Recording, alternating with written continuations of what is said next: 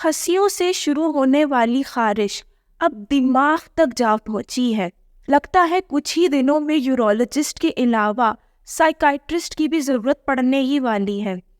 آپ سمجھ تو گئے ہوں گے کہ میں کن کی بات کر رہی ہوں۔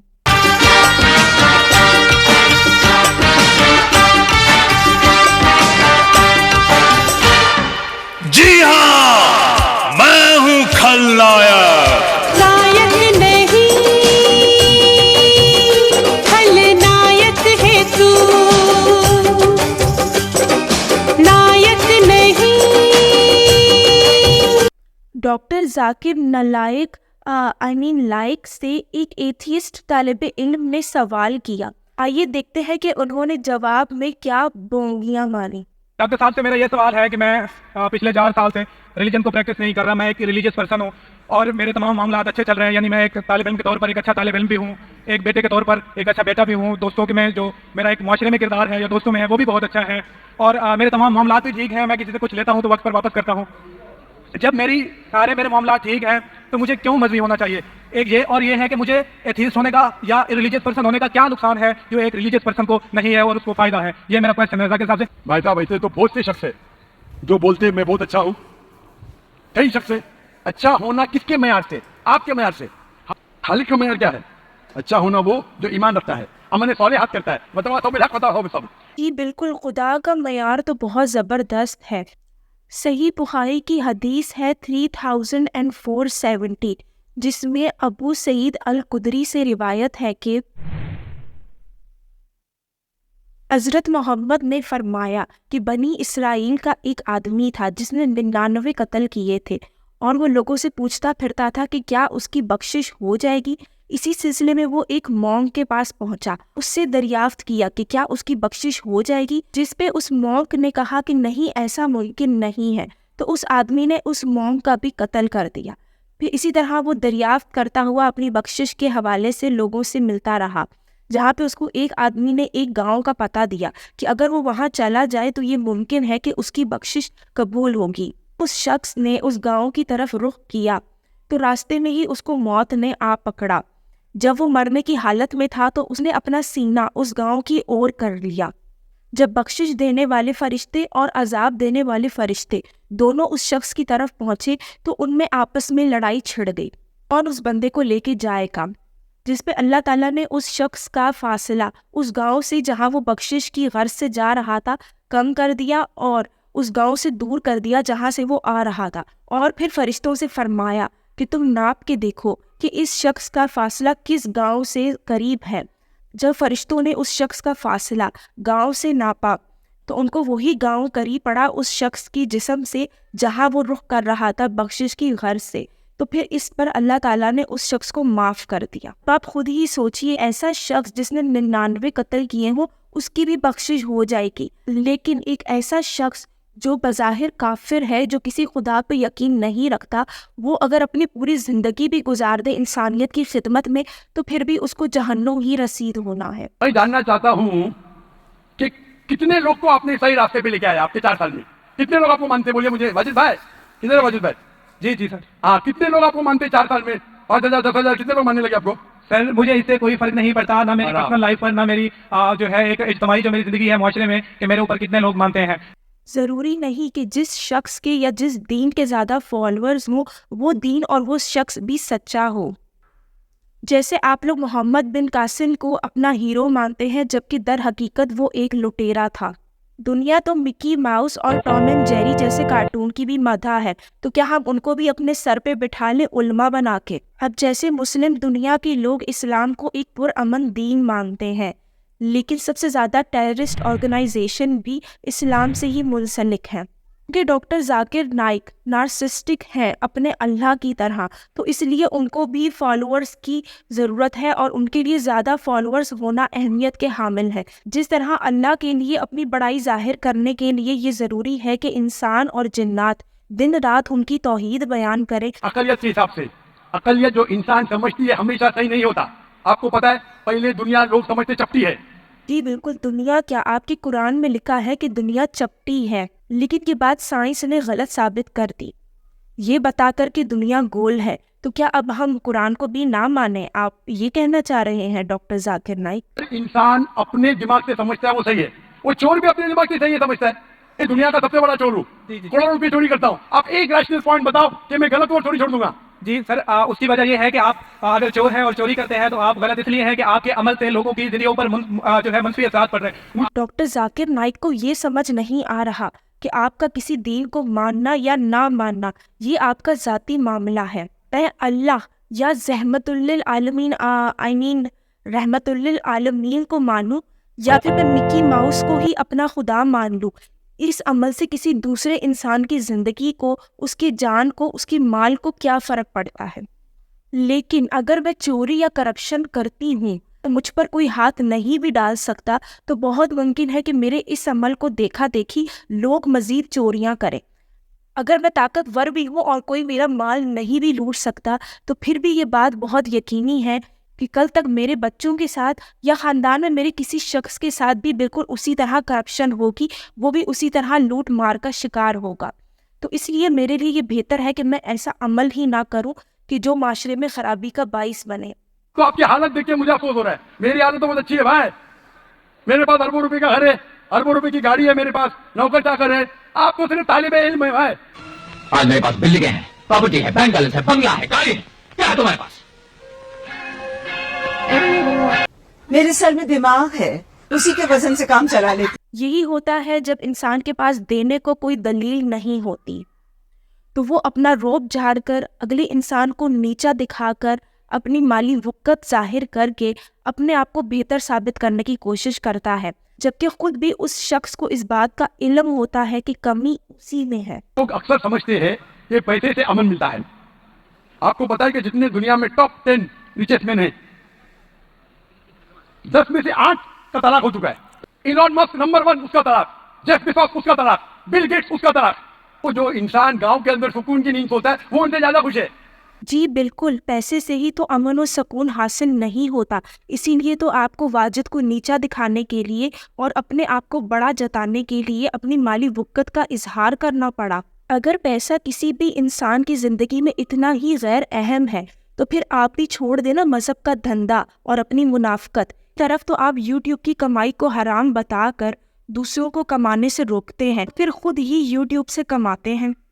پہلے خود ہی بڑھ چڑھ کر اپنی مالی وقت کا اظہار کیا اور اب آ گئے بتانے کہ پیسے سے تو سکون ہی نہیں ملتا.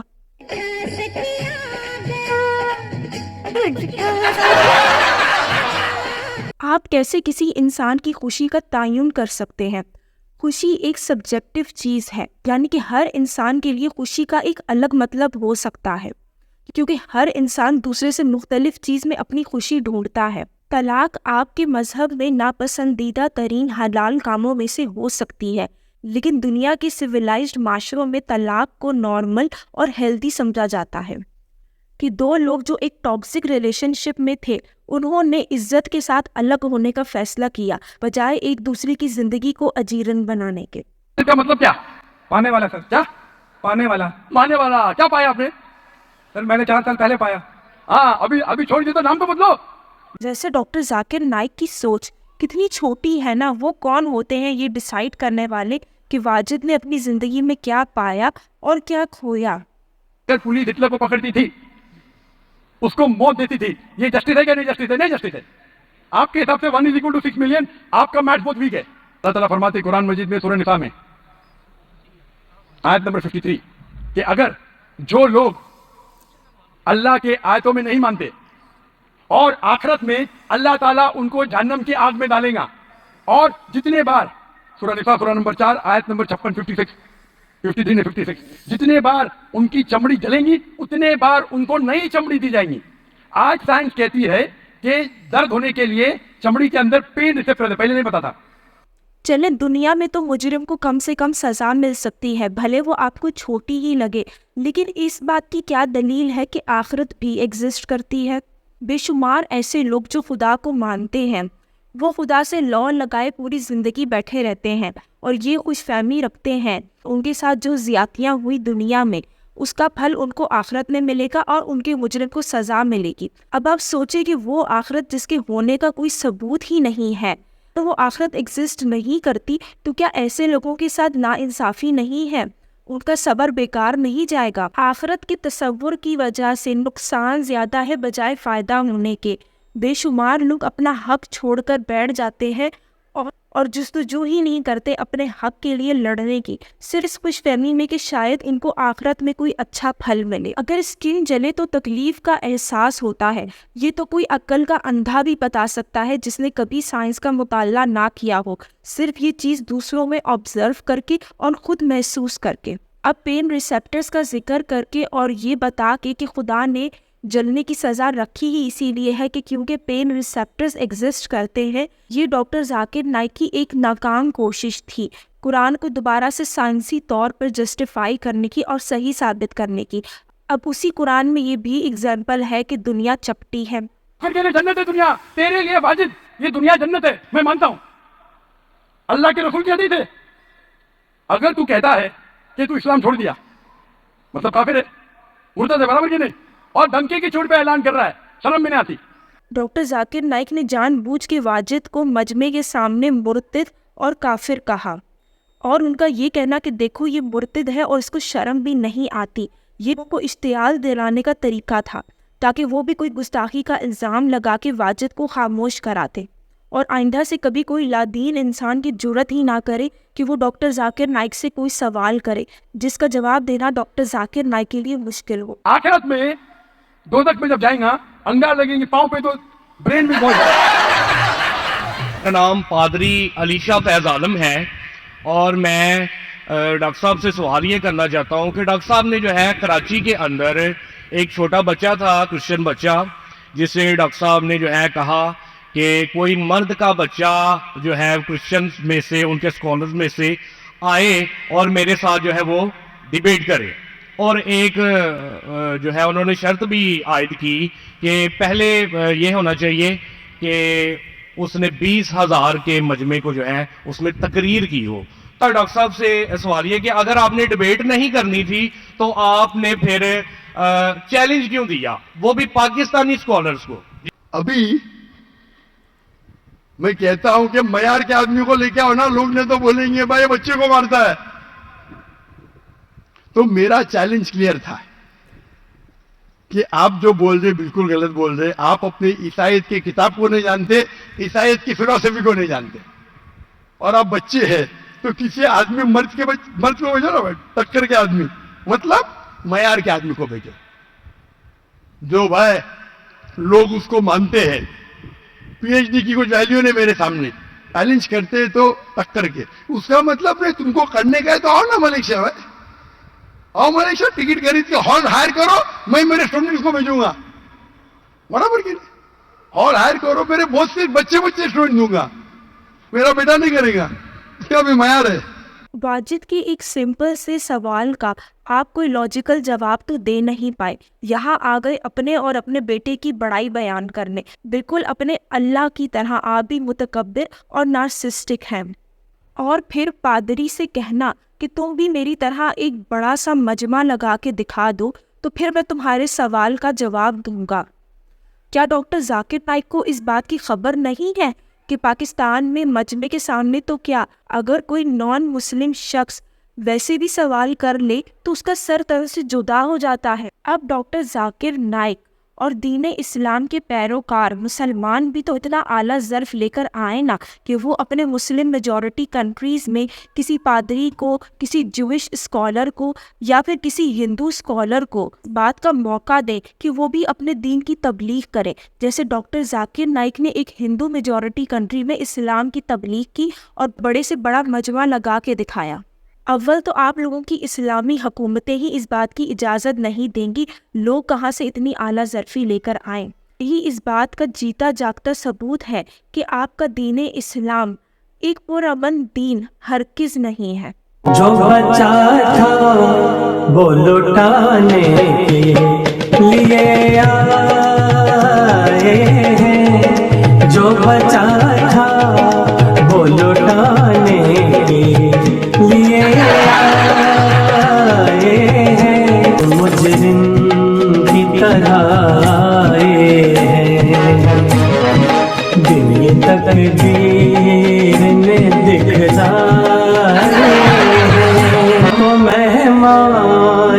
ہیں جان